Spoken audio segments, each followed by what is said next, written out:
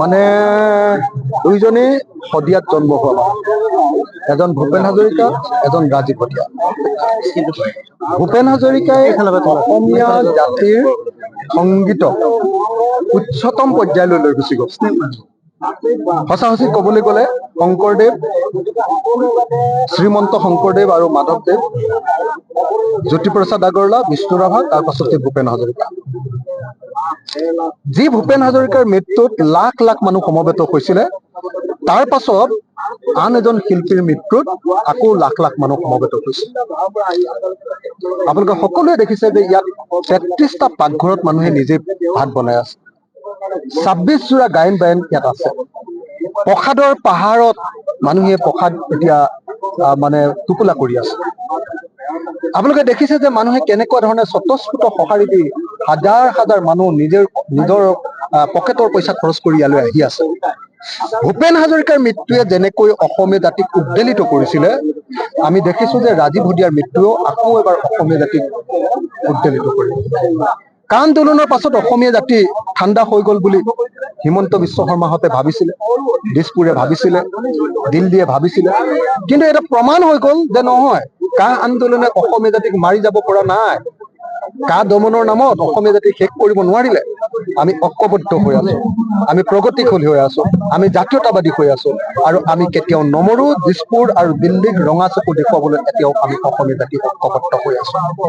ৰাজীৱ ভটিয়াৰ এই অৱদান, মৃত্যুৱে কঢ়িয়াই অনা অসমীয়া জাতিক ঐক্যবদ্ধ কৰাৰ যি অৱদান, এই অৱদান চিৰস্থায়ী হৈ ৰব।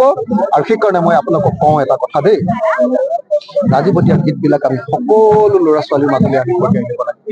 আৰু তাৰ কাৰণে আমি নিজে ৰাইজৰ দল আৰু কৃষক মুক্তি সংগ্ৰাম সমিতি ৰাজীৱ ভটিয়াৰ গোটেই গীতবিলাক ডিজিটেলাইজ কৰিম, আৰু প্ৰতিখন দোকানত, প্ৰতিখন গাড়ীত, প্ৰতি ঘৰ মানুহৰ ঘৰত যাতে ৰাজীৱ ভটিয়াৰ গানবিলাক অনবৰতে যাতে চৰ্চা হৈ থাকিব পাৰে, শুনি থাকিব পাৰে, তাৰ কাৰণে আমি ব্যৱস্থা গ্ৰহণ কৰিম, প্ৰচাৰ কৰিম। এই কথাটো মই আপোনালোকক আজি প্ৰতিশ্ৰুতি দিলো, আৰু মই আশা কৰিছো যে সমগ্ৰ অসমবাসী ৰাইজে আজি যিসকল ইয়ালৈ আহিছে তেখেতসকলে নিজ গুণে সকলোবিলাক ক্ষমা কৰিব। ৰাজহুৱা অনুষ্ঠান, সকলোকে হয়তো আমি আদৰ আপ্যায়ন সম্পূৰ্ণৰূপে কৰিব নোৱাৰিব পাৰো, ক'ৰবাত দুখ ক্ৰুটি নিশ্চয় থাকি যাব, কোনেও যাতে সেইটোক ভুল নুবুজে। আমি এইটো ৰাজহুৱা অনুষ্ঠান, পৰিয়ালটোৱে কেতিয়াও দায়িত্ব ল'ব নোৱাৰে ইমান লাখ লাখ মানুহৰ এটা অনুষ্ঠানত। আমি সকলো সমূহীয়াভাৱে এই অনুষ্ঠান পাতিছো, গতিকে মই সকলোৰে মৰম চেনেহ আৰু সকলোৰে পৰা বিচাৰিছো যাতে দুখ ক্ৰুটি আমাক নধৰে। ধন্যবাদ।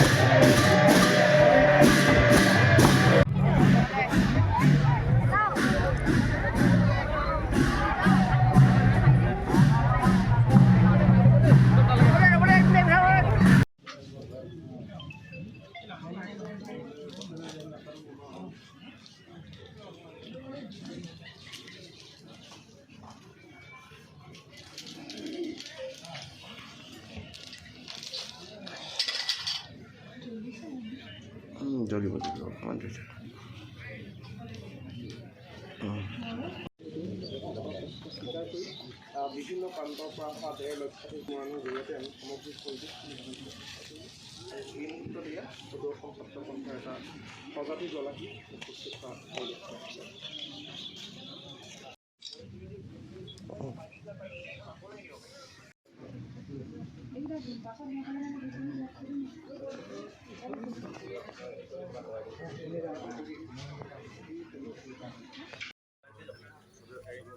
এয়া সমাধিস্থলীত মহেন্দ্ৰ হাজৰিকা আৰু অখিল গগৈ ডাঙৰীয়া তেওঁলোক আহি উপস্থিত হৈছেহি আমাৰ শদিয়া ৰাজহুৱা আদ্য শ্ৰাদ্ধস্থলীত। দুয়োজনাই মহান শিল্পীজনাক সেৱা জনাইছে। মহেন্দ্ৰ হাজৰিকা আৰু অখিল গগৈ ডাঙৰীয়া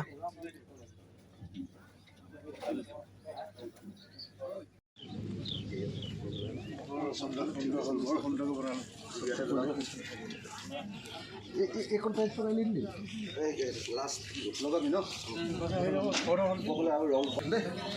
মহেন্দ্ৰ হাজৰিকা আৰু অখিল গগৈ ডাঙৰীয়া তেওঁলোক আহি উপস্থিত হৈছেহি আমাৰ ধুনীয়া ৰাজহুৱা সাহিত্য সংস্থাত। দুয়োজনে গগৈ ডাঙৰীয়া